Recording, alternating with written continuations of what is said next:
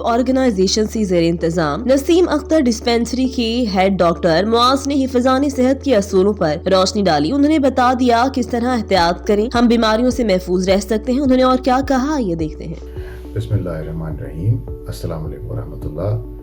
मेरा नाम डॉक्टर मुआज हुसैन है और यहाँ शहजाद साहब की बनाई हुई डिस्पेंसरी में इंचार्ज डॉक्टर हूँ मैं। आज आपको prevention is better than cure यानी कि बीमारी के लगने से पहले उससे बचाव कैसे किया जाए इसके बारे में आगाह करना चाहूँगा। बीमारी वैसे तो कई चीज़ों से फैल सकती है, लेकिन कुछ आम जो ज़राए हैं बीमारी के फैलने के, उनमें से 2 या 3 का जिक्र मैं करूँगा अभी।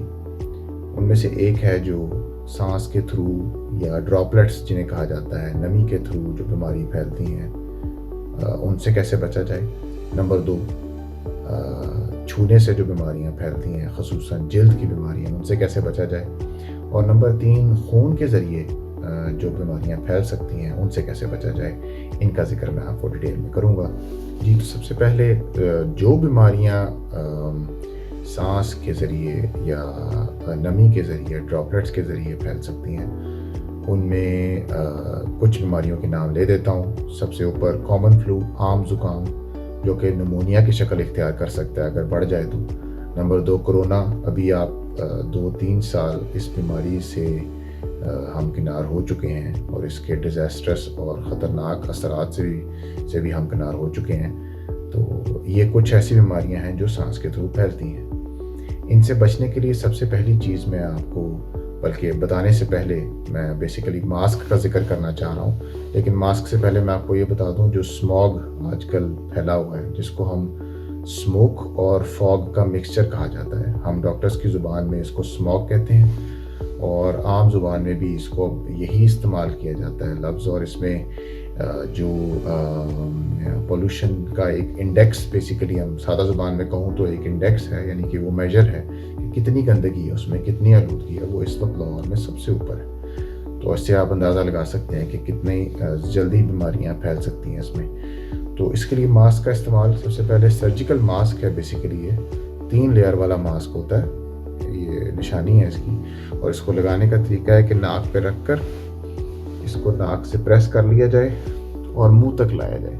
लोग इसको नाक से नीचे रखते हैं, ये गलत है। नाक से ऊपर रखा जाए और प्रेस करके इसको पूरे मुंह तक, ठोड़ी तक लेके जाया जाए। और एक शख्स अगर मास्क पहन रहा है, उसके साथ वाला शख्स 6 फुट की फासले पे अगर मास्क पहन लेता है तो 100% तक बीमारियों से महफूज रह सकता है, ये साइंस कहती है। नंबर 2, अक्सर लोग छींक और खांसी आए तो हाथ रखते हैं आगे, ये गलत है। जब भी छींक या खांसी आए तो कोनी या बाजू से उसको ब्लॉक कर दिया जाए, ताकि वो जो जरासीम है वो वहीं पर रुक जाएं, वो ना हाथ के थ्रू मुंतकिल हों किसी से, ना सांस के थ्रू। ये सबसे बेहतरीन अमल है जो रिफ्लेक्स बना लेना चाहिए हम सबको। खांसी या छींक के वक्त बाजू आगे ले जाया जाए। ये 2 मामलात और 2 मामलात ऐसे हैं कि जो बड़ी आसानी से सांस और ड्रॉपलेट्स के थ्रू फैलने वाली बीमारियों से काफ़ी हद तक बचा सकते हैं। दूसरे नंबर पर जो बीमारियां छूने से फैलती हैं या गंदगी से फैलती हैं, उनसे बचने का सबसे खूबसूरत अमल तो हमारे दीन ने हमें बता दिया है। वज़ू एक ऐसी चीज़ है जो हमें हर जरासीम से, जो कि फ़िज़िकल तौर पे मौजूद हैं, बचा सकती है, महफूज रख सकती है। वज़ू 5 वक्त दिन में किया जाए और उसमें हाथ, मुंह, नाक, हर चीज़ को धोया जाता है, तो ये खूबसूरत अमल है। रोज़ाना नहाया जाए और साफ़ कपड़े पहने जाएं। उसके बाद आप जब भी खाना खाने से पहले आप हाथ धोएं तो कोशिश करें कि 1 मिनट तक पानी को बहने दिया जाए हाथ के ऊपर, ये साइंस कहती है। और साबुन का या सैनिटाइज़र का इस्तेमाल किया जाए।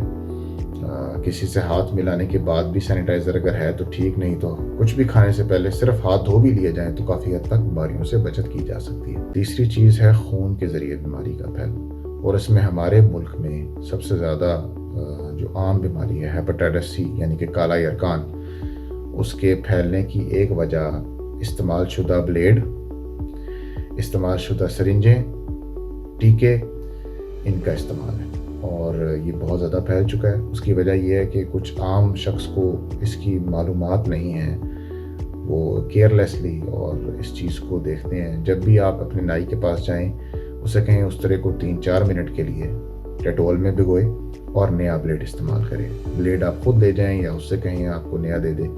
नंबर 2, आप जब भी ड्रिप लगवाने या इंजेक्शन लगवाने जाएं तो डॉक्टर की हिदायत के बगैर नहीं लगवाएं, किसी भी डिस्पेंसर से मत लगवाएं। और जो भी टीका या ड्रिप लगाएं उसके बाद उसकी सिरिंज को प्रॉपर तरीके से डिस्पोज करें।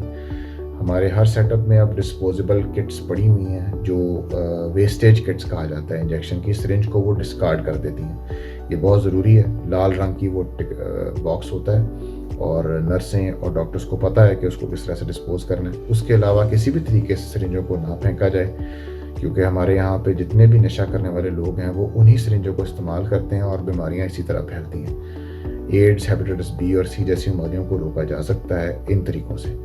जो भी सिरिंज इस्तेमाल की जाए, अव्वल तो खुद से ड्रिप के चक्कर में ना पड़ें डॉक्टर के कहे बगैर, और अगर पड़ें, डॉक्टर ने कहा है अगर कोई चीज़ आपने लगवानी है तो इंजेक्शन के बाद सिरिंज को प्रॉपर तरीके से डिस्पोज करें और येलो या रेड बैग्स में उसको डिस्कार्ड करें। नंबर 2, जो मैं पहले चूँकि बता चुका हूँ, नए ब्लेड का या साफ ब्लेड का इस्तेमाल। और नंबर 3, जिसमें आप आम तौर पर इस चीज़ को कंसिडर करेंगे कि किसी भी तरह की आईवी एक्सेस से अवॉइड किया जाए, किसी भी तरह की नाड़ में चीज़ लगवाने से अवॉइड किया जाए। जज़ाकल्लाह खैर।